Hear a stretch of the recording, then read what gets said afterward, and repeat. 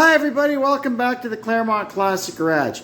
Today is a great day. I'm going to do something that's been a long time in the making. Here's today's project. All our parts have come in, everything is prepared, and today is the day, hopefully, we're going to put our Tremec transmission together for keeps. I've got all the parts. I've been working all morning getting everything cleaned up and laid out and prepared to go. Here's a lot of our new parts and our hardware. Here, these guys helped me out. If you're working on Tremec transmissions and you need parts for them, give these guys a call. They've got everything in stock down to the smallest little bits, and they ship it out pretty quickly. I was very happy with the service I received from them. I've got the service manual for this thing. I got it right off the Tremec website. So we're just going to go through here. Disassembly we've got pretty much covered. And we're going to start on the section of component overhaul. And we will overhaul the subcomponents and then put it all back together. Step one is the input shaft bearing. We can skip this step because we bought a brand new takeout input shaft, so it's obviously got a new bearing on it. So all we will do is our front race was shot, so I've got a brand new one here. We'll unpackage it and set it over that. Perfect. Next in the manual is the cluster gear. All we have to do is press a new bearing onto the end, and it's presently in our little toaster oven heating up.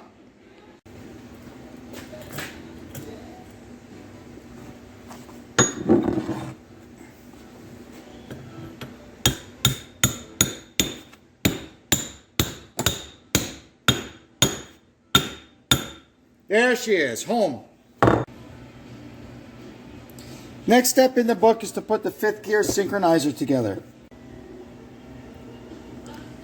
After a tremendous amount of foul language, I managed to get this synchronizer together. It's a real treat because see there's these two spring rings in there, and the one of them is up under the back of this thing, and it's a real fun to get it in. But we did it. Now we can go ahead and put the synchronizer together. So, first thing I'm going to do is put just a tiny bit of lube on the face here to give the blocker ring a fighting chance when we first start up. Now, we're going to grease up this. We got a whole bunch of needle bearings. Some of the needle bearings in this thing are caged, and some of them are just riding free. And these are some of the ones that ride free. There's no thrust bearing there either, in case you were wondering. And there's all these needles. You just start sticking them to the grease and working your way around. And I counted these out. There's exactly the right. There's 86 of them. So that's, well, 2 rows of 43, right? There you can see there. Everybody has fun the first time they take apart a manual transmission. You pull a shaft out and 10 million little needles go flying all over your floor, and you spend the rest of the day trying to find them.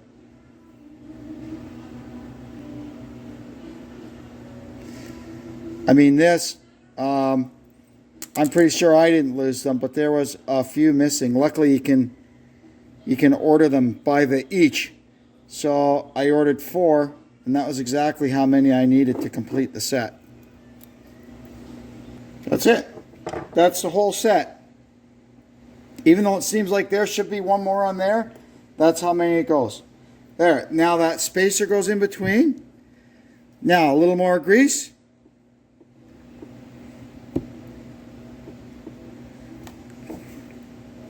And we'll put the second set on. And once we've got all our millions of little needles glued on there, you just put her together. Just very slightly, just kind of jiggle it in There we go. And then this thrust washer on the other side, once it's assembled, this thrust washer makes sure the little needles stay in. Now we can assemble the reverse idler.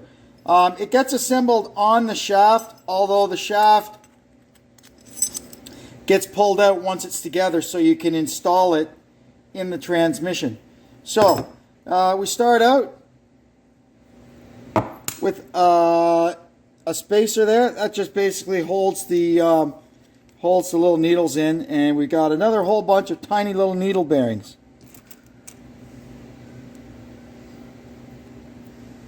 Two more needles. There we go.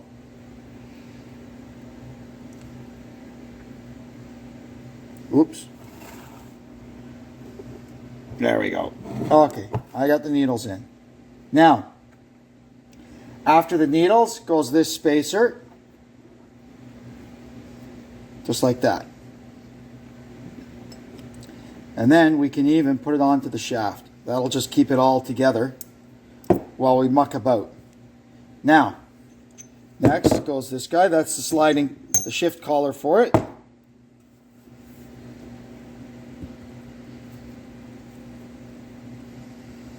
And then more grease. Little thrust bearing goes in between them.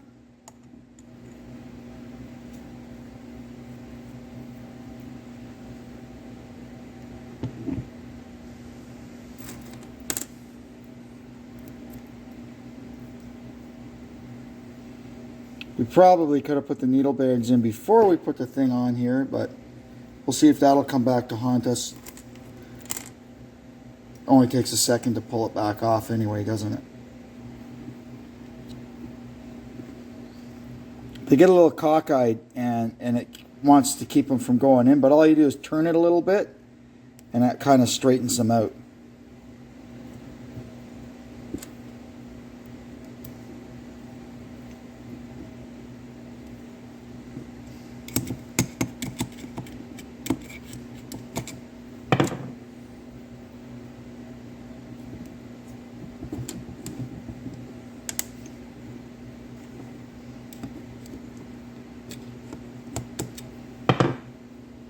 See if we can get this last one in.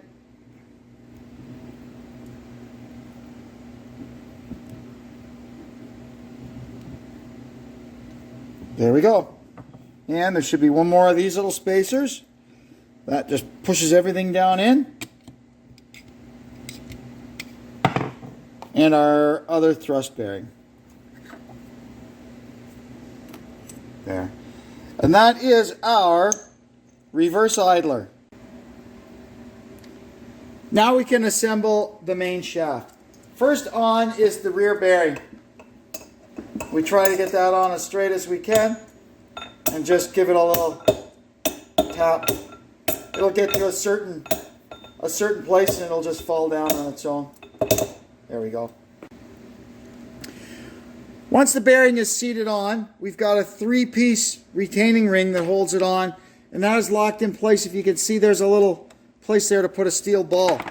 So we'll just put a little dab of grease there, get our steel ball in. That'll keep that from turning, because this is not just the retainer for the bearing, it is also the thrust surface for first gear. There we go. And that holds that on, and that will not turn.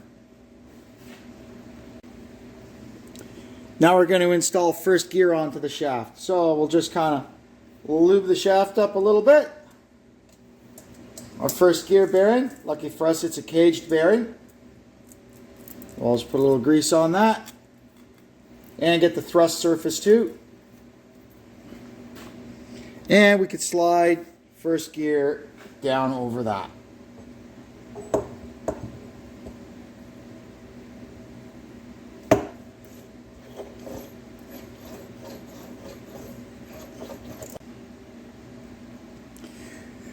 Then we drop the first gear bearing spacer in there like so.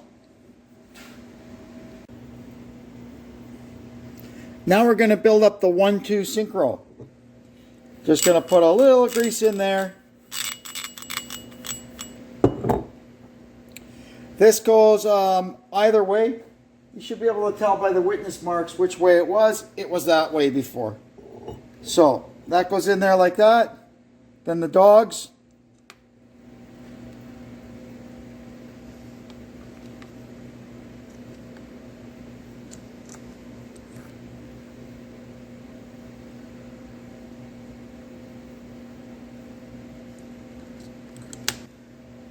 But for now, we're going to get this little spring in there. Like that. And same thing on the other side. You want that spring to be kind of 180 degrees. So it's going to go this way. There we go. You can see that works quite nicely. Now, a couple of blocker rings.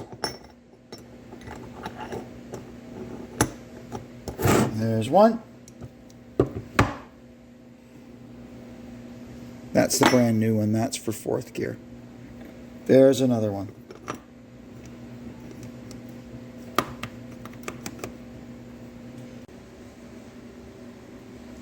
Now we can install the 1-2 synchro. Just like so.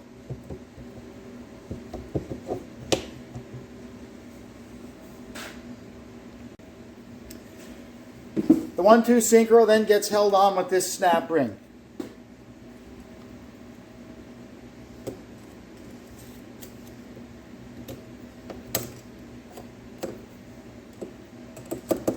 Perfect.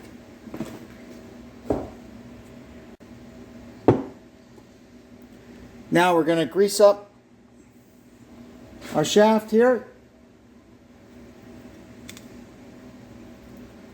And we can install 2nd gear. There's the bearing.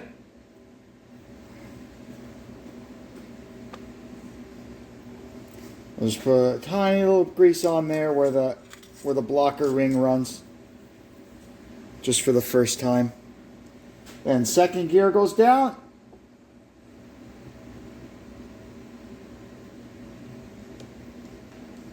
Then we've got another 3-piece locking collar that's locked in place with a ball. So we put our little ball in. There we go. And we can install our locking collar. Whoops, I got to put a little grease on there first. Give me a sec. Ah, it's so slippery. I'll just cheat. I'll put a little bit on this side. Then I'll push that over there. Then I'll put some on that side and put that on there. Then we can put the collar over it. And there we are.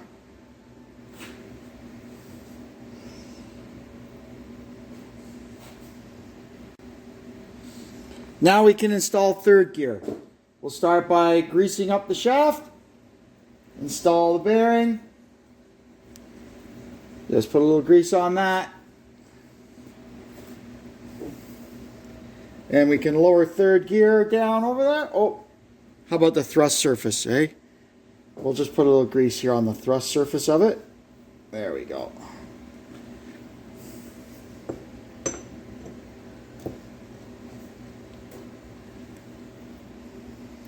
And a little grease where the blocker ring is going to run. Then the 3rd gear spacer. Look at how hot that was. Remember all the heat that was in the front of this transmission. But that's okay. That part is just fine. Doesn't really do anything. It's just a spacer. And they want us to put the blocker ring on. I personally put it on the synchro, but anyway, that's fine. There. Now we can build up the 3-4 synchro. You know me and my grease.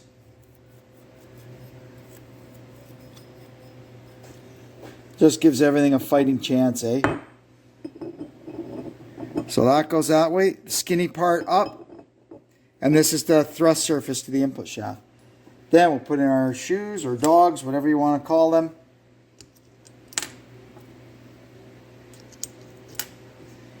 And one spring. These are new springs because the springs that were in there had lost their tension from all the heat. Now these ones are nice and taut.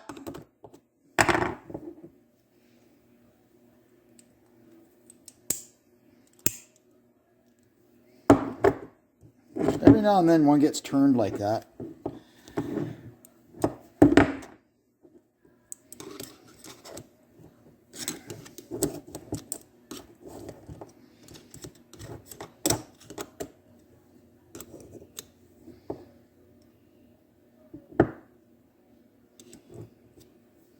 There we go.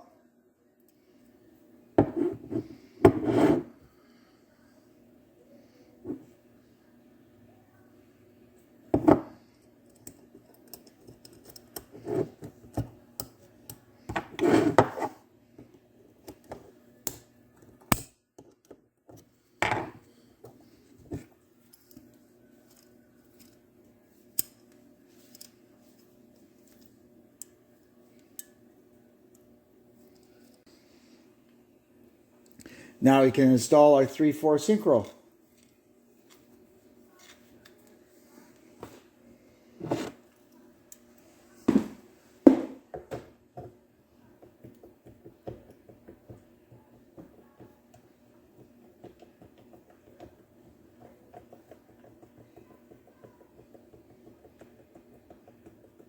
There we go. That spline's a tiny bit tight, but that's okay.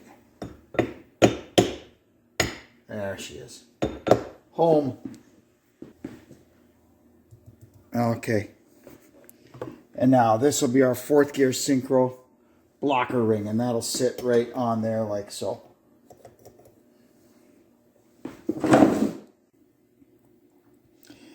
Our next sub-assembly to be dealt with is the shift cover.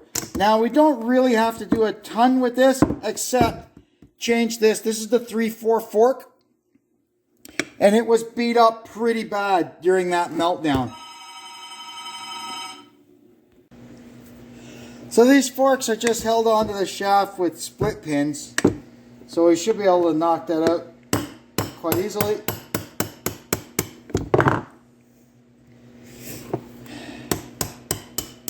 There we go.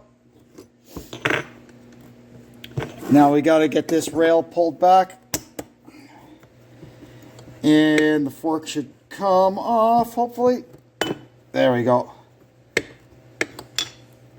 There. So now you can see, not just are see they've got nylon pads on them. This one, the nylon pads are gone and it actually started chewing up the fork. So that fork is junk. But that's all right. We'll put this new one on and we'll be all set.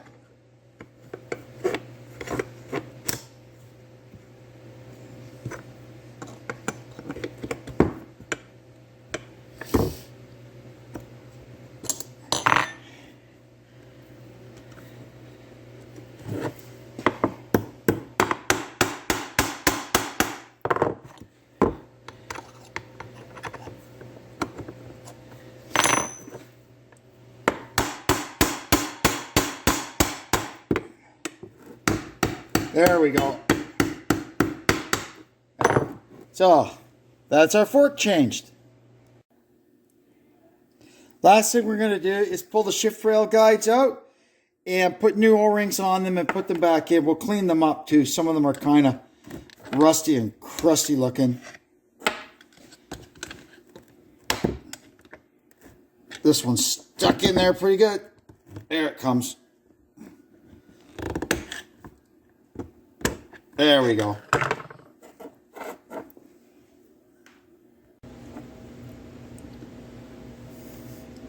There we are. We've got our new O-rings on, got these things all cleaned up. And we'll go ahead and pop them back in. Oh, there we are. They're all fixed up. That's our shift cover fixed. Well, all went pretty well. I think what I'm going to do now is I'm going to split this video in 2 parts. This first video we just did will be the final assembly of all the sub-assemblies. And in the next video, we'll actually put the transmission together, set all our bearing clearances, seal everything up, and shift her through the gears. So until we meet again, thanks for tuning in, and we'll catch you next time on the Claremont Classic Garage. So long for now.